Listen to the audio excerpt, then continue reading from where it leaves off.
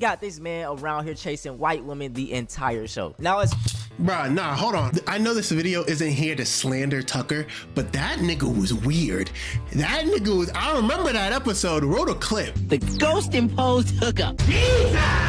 Today we're watching black representation in TV shows. representation in TV shows. Let's talk about it. So for context, I was born in 2001. I grew up watching a variety of cartoons, sitcoms, and whatever the big three had to offer at the time. When I was younger, Nicktoons was like that though. Disney XD, woo, bro. Attention to these films in a deep way. I just consumed it. But whenever I did see a black character, man, it made me happy. I say this all the time, but representation matters. These little instances of seeing people that look like you or not will affect you on a psychological level. That is why in 2026 it's so infuriating, because even the thought of a black lead will have everybody mad. Today we're gonna be looking back on some of my favorite childhood shows and just point out how, you know, what the fuck was going on here? Black people are depicted in these shows. The reason I'm even doing this video is because on TikTok lately there has been a trend of people doing videos mocking the stereotypical black character. Hey, girl, what's wrong? You look like somebody just ate the last rib at the cookout. Cookout? What does that mean? Oh, girl, just be grateful you ain't got 12 little brothers and sisters, because, woo, being stuck in the cycle of poverty is a trip. It's trifling. Well, Sarah has been bullying me. Oh, girl, what? Let me just nip this in the bud right quick, because ain't nobody gonna be bullying my beautiful, light-skinned, main character best friend. Okay, girl. All I think about now is this. That last part was, you had me riding that roller coaster with you and you dropped me off at the very end. The chemistry test. I mean, I can't eat. You can't eat. Girl, it's worse than I thought. By the way, Case, I think we should study together this weekend. Thanks, Reginiqua. You're the best. Perfect. You can do the work and I'll hang out with your fine brother Jake. Now, she cracked with that one. Go ahead and make this disclaimer now. If you are one of those people that use the "it's not that deep, bro," go ahead and click off my video. All right, bro. We woke over here, the real woke. No more talking, man. Let's get into it. We hear you, in. I recommend the act of rewatching media. Nostalgia plays a huge role in why we love things, and this can skew the validity of whether it was good or not. It makes sense because when you were younger, you were happier. So a lot of times people associate these happy times with whatever they were consuming at this time, TV shows, cartoons, and it's just considered automatically good. Now, it's also great to rewatch media because you can get a different perspective. The way you digest a show at 8 years old versus your adulthood will contrast. When I was younger, I loved the show Everybody Hates Chris, but whenever I saw Julius, like, he irked me. I was like, bro, why are you being this cheap? That's $2.89 worth of food. Fast forward to 2026, I'm a father of my own, living in this economy. I understand you, big bro. Now, for sure, everybody knew that pause was coming. Let's talk about some tropes. We're gonna start off with the best black friend trope. This is also referred to as the token black friend, and in my opinion, I call it the "here nigga damn" type of character. This individual is only added into the show to say that there is diversity. They are usually one of the few black characters on the show, but they have no type of agency, they lack depth, and rarely has a plot centered around them. An example of this that I remember growing up is Tucker from Danny Phantom. Absolutely loved this show growing up. I think it gotta be in my top. It's in my top 10 cartoons of all time. Just looking back, I never noticed this trope. Danny Phantom was tough, but we ain't gonna act like that nigga Tucker isn't weird. I was really just happy to see a black character. But as I was rewatching it, you can most definitely see how he fits it. You see, Tucker is one of Danny's best friends. He's real tech savvy, great with hacking. He does all the back end work for Danny Phantom, you know, like setting up gadgets, things of that nature, and it's always helping Danny achieve his goals. What I dislike the most though is that Tucker is 9 times out of 10 the butt of the joke. Hey there, No. I didn't ask you yet. And not to be that guy, but they got this man around here chasing white women the entire show. Now it's bruh, nah, hold on. I know this video isn't here to slander Tucker, but that nigga was weird. That nigga was, I remember that episode, wrote a clip. The ghost imposed hookup. That nigga was a little weird. I remember him. As far as plots goes, they do give him a few. There's an episode where he gets possessed and turns evil, and then another one when he's like jealous of Danny Phantom's powers. They fall flat to me because we all know why he's jealous. He would do some strange things. Don't really lead anywhere. It's like after that show, it's like, okay, just back to normal. As far as his art goes, I think it could have went a little better. By the end of the show, he basically realizes that he's the sidekick. Like, he just stand in his place, and Danny Danny Phantom the white man. It's his show. Maybe I'm tripping, okay? If you watch the show, let me know how y'all feel about it. Now, this example, you don't even gotta debate it. Tebow from iCarly, he fits this trope perfectly. He isn't specifically in it. That nigga was always trying to peddle shit. Like, he was always hustling, though. He was best friend. He's more of like friends with everybody in the group. The main cast of iCarly has no black people, okay? And Tebow is just one of the 2 recurring black characters on the entire show. It's him and then Principal Frank. Despite being in I didn't even know there was black people in iCarly.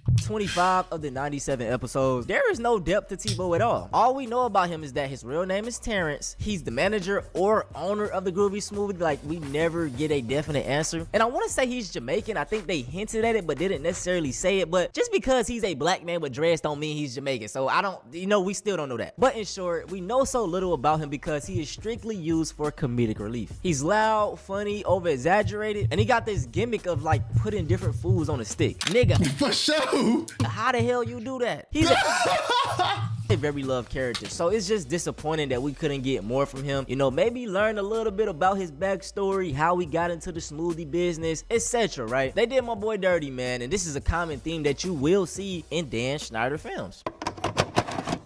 The next trope we have is the sassy black woman. In my opinion, this is the most common trope, and we see it all the time.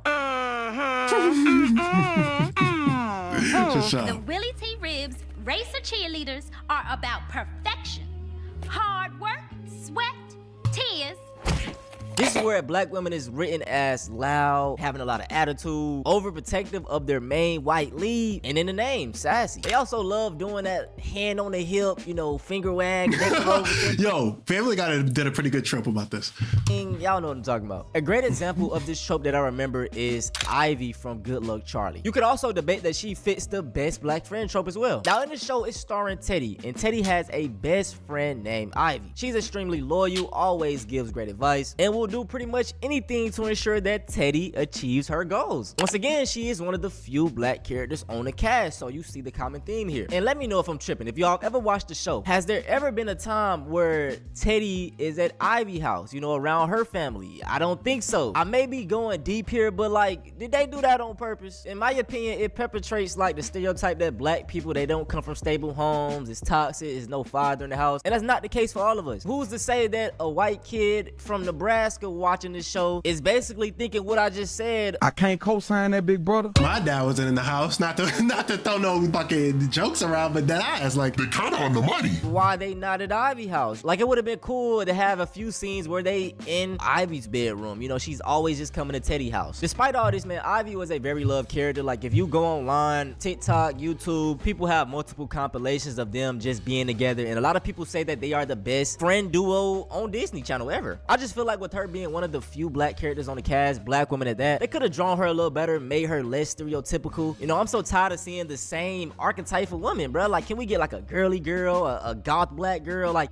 mix it up, bro. We want something different. Another example I remember very early on is Lashana from Total Drama Island. This one I got ball knowledge on. Man, I was rewatching back this show, and I was like, how did my parents let me watch this? It's so many inside, like, dirty jokes, bro. Even on the surface, it's funny as hell. Now, Lashana is one of the only black characters on the cast, and I ain't gonna lie, man, Lashana always been a baddie to me. But off the rip on the show, man, for sure, he no ball. Comes out with her sassiness. You're jumping. Make me. Picked that bitch up and chucked her. Look at that curvature. Ugh. We never said we didn't love a black queen over here.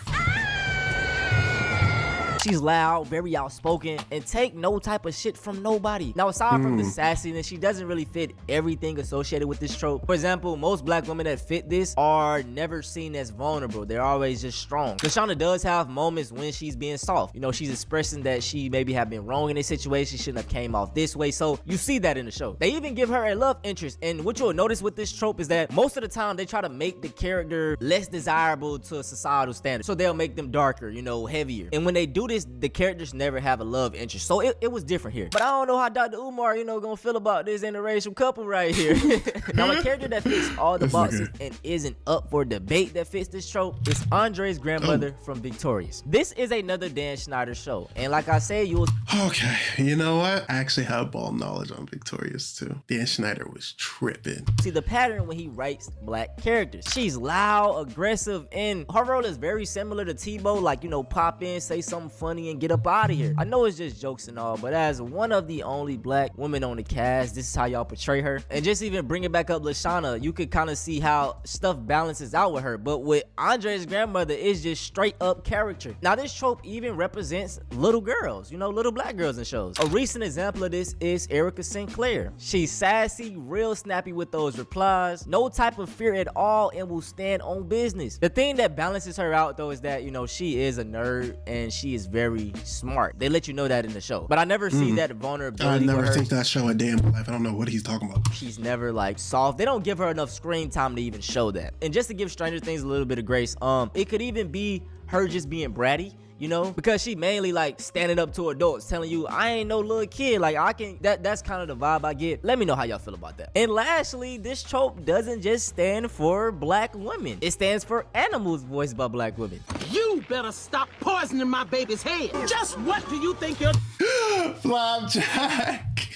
I forgot this was even a show. Bro, Flapjack is way down there for me, but yeah, we could do a ranking system at another time. You got rid of the only man standing between us and a sesame seed bun so we can celebrate the day you came into the world. Hey man, this trope can go in. But I love Back in the Barnyards though. It was better than Flapjack, I can tell you that. Very deep, and I highly suggest y'all check out this video right here. This brother broke it down perfectly, and it's a solid video, man. For sure. Is that it? Now let's talk about solutions, because there are many. For one, hire more black people on your cast. That'll nip all of this in the butt. I don't feel like these writers do this on purpose. I think they just see examples because it shows so much, so they just end up thinking that it's true. I say this all the time, man, but most white folks don't really have interactions with us. The way they perceive us is the way they see us on TV, social media, etc. So they model it after these things. And let's say you do want to have in a sassy black woman character or a black best friend trope right here. You can balance it out by adding other black characters that don't fit those tropes. You can have a sassy black woman, but also add in a gothy girl. Sprinkle in a girly girl over here. You know what I'm saying? You can mix it up. And if your character is one of the only black people, give them depth as well. Let them be able to stand on their own. Have them have a plot every now and then. You know, that's just all we asking for. But that's it for this video though, man. I hope y'all enjoy. I want to start doing more TV analysis, more movie analysis. No, that was funny though. That was funny though. I ain't gonna lie. Bro, some of them characters, he's dead on the money. I ain't gonna cap. Some of the ball knowledge I don't got. Granted though, good video. Again, Antonio, really appreciate you. I know you see the subscribe gang. I know you see that. That beyond the point. Tell me what you guys think down in the comments below. Let me know what your guys' favorite fucking show was. Mine was definitely Total Drama Island on this joint. Danny Phantom was alright. Still, Total Drama was like that. But you feel me? I appreciate you guys. I love you guys. Like up, sub up, share the video. Grit your teeth and chase your dreams.